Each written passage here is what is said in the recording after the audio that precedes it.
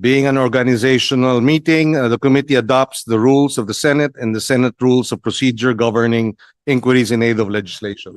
Mr. Chairman, I so move that the rules be adopted.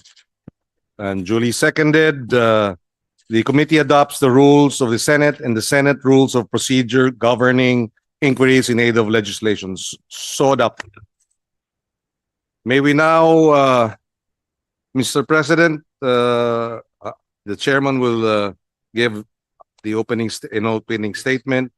Magandang hapon po sa inyong lahat. Ngayong hapon ay pagsisimula ng mga pagdinig ng komite sa pamamagitan ng talakayan sa Senate Bill 12-1215 o ang Infrastructure Anomalies Investigation Act of 2025.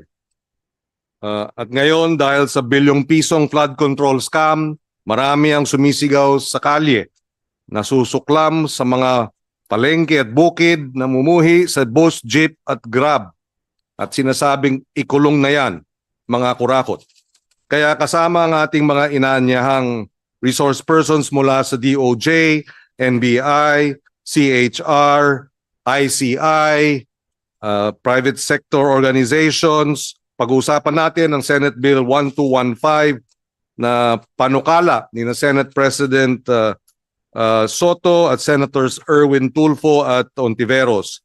Nilalayon nito ang magtatag ng isang Independent People's Commission or IPC. Magiging mas malakas at mas malaya kumpara sa ng pamahalaan na nakatuon lamang sa pagsisiyasat ng katiwalian at mga anomalya sa mga proyekto sa infrastruktura ng pamahalaan.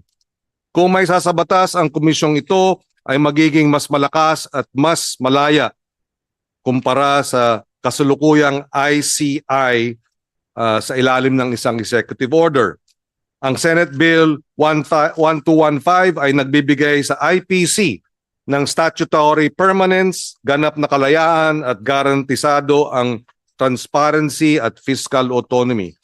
Ang mga kapangyarihang istruktura at pagpopondo ng komisyon ay ilalagay sa batas kaya magiging ligtas at protektado ang pondo, polisiya at pagpapatupad mula sa maaring panghimasok ng politika.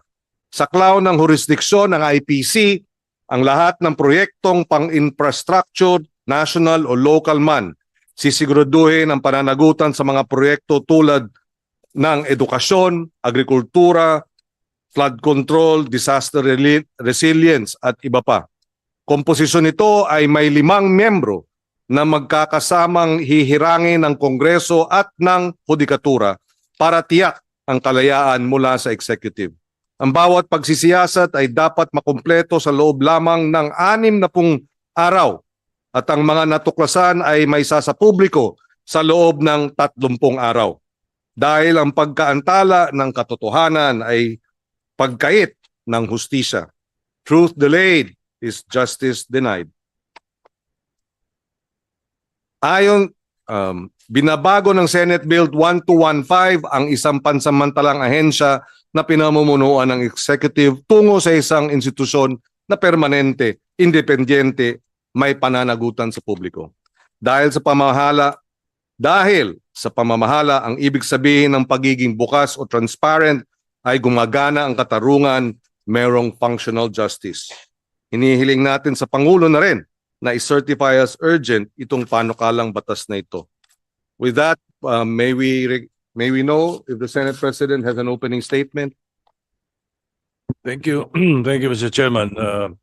This will be very quick.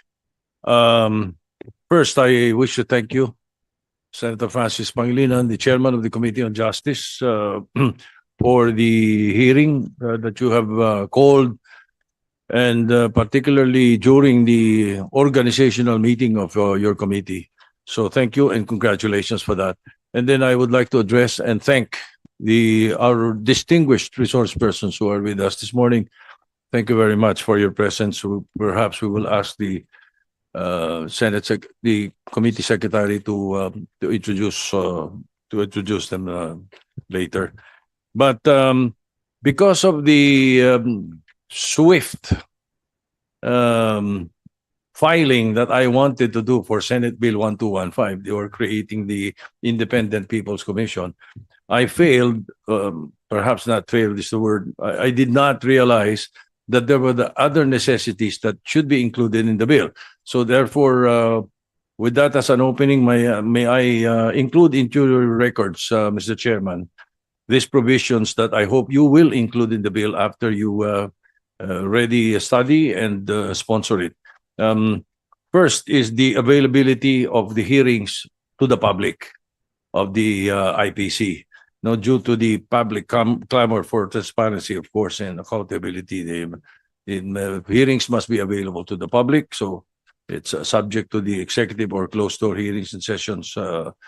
And then second is the grant of powers to strengthen Section 4 of the EO 94/2025 so that penalty will be applicable to private individuals. All right. And then an authority or personality to file cases before the proper courts or agency. They must be given that power. And a power to recommend witness for a witness protection program. And fifth, the recommend or request the freezing of assets. They be given that power. And then recommend the immediate preventive suspension of suspects in government agencies.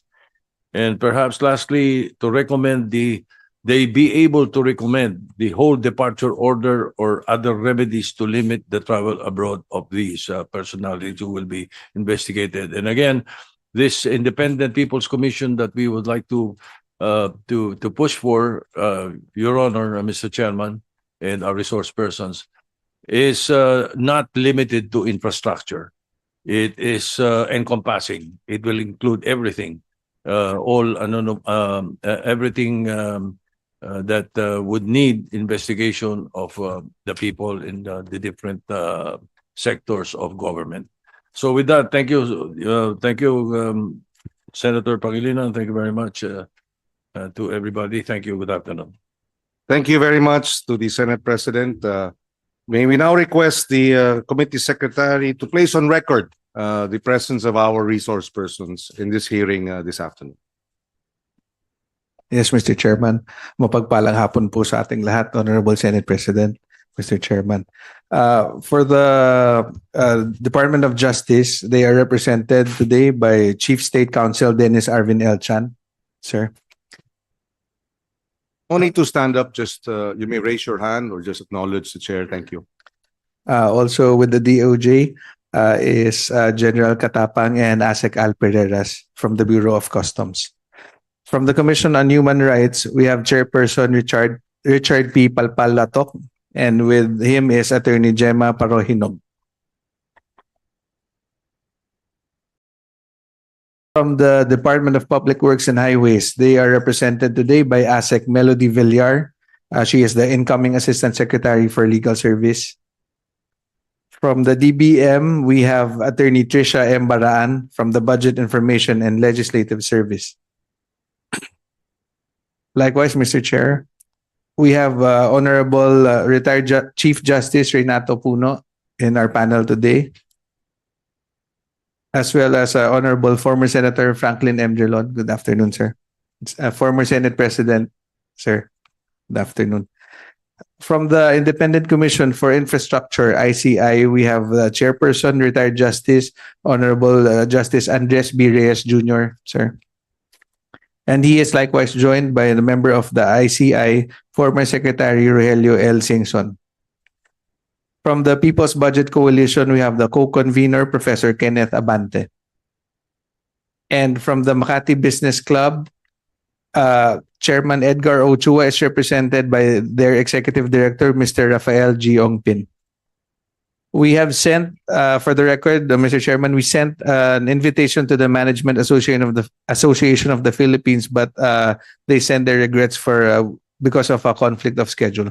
That is all, Mr. Chairman. Good afternoon. Thank you, Attorney Martel.